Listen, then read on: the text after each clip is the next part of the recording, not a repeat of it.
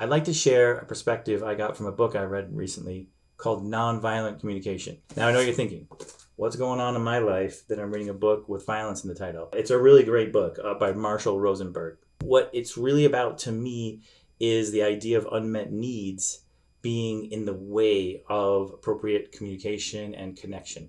I believe it really can help in your leadership, because what better way to influence your organization than to connect with your people in a better way? I believe an organization's effectiveness is limited only by its leaders' effectiveness, and that the leader's impact on people in the organization is the biggest driver or hindrance to an organization's performance. So the author's definition of violence is very liberal, meaning he's talking about in communication things like defensiveness or arguing or blaming or criticizing.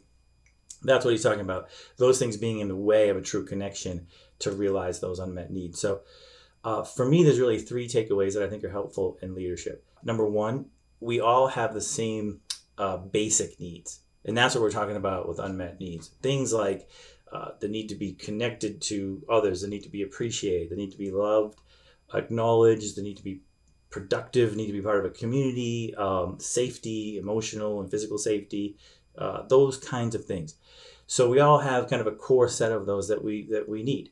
Number two is behind most forms of anger or intimidating communication, there's some unmet need there. Someone is kind of ineffectively trying to explain that they have a need that's unmet. And I think the key for us leaders and communicators and trying to be empathetic and understand others is, what is that unmet need? And I think when we find it, we really open up the dialogue.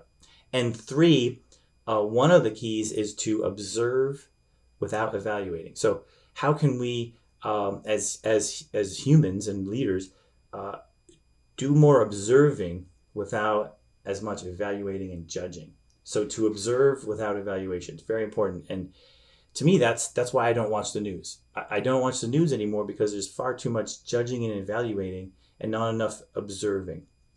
And that's the trick to create space in our dialogue and in our leadership to get to the true need. So what better way to improve your organization's top line, bottom line effectiveness than to improve your effectiveness with connecting with your people and being a better listener, connecting with empathy and understanding and showing them that you understand them?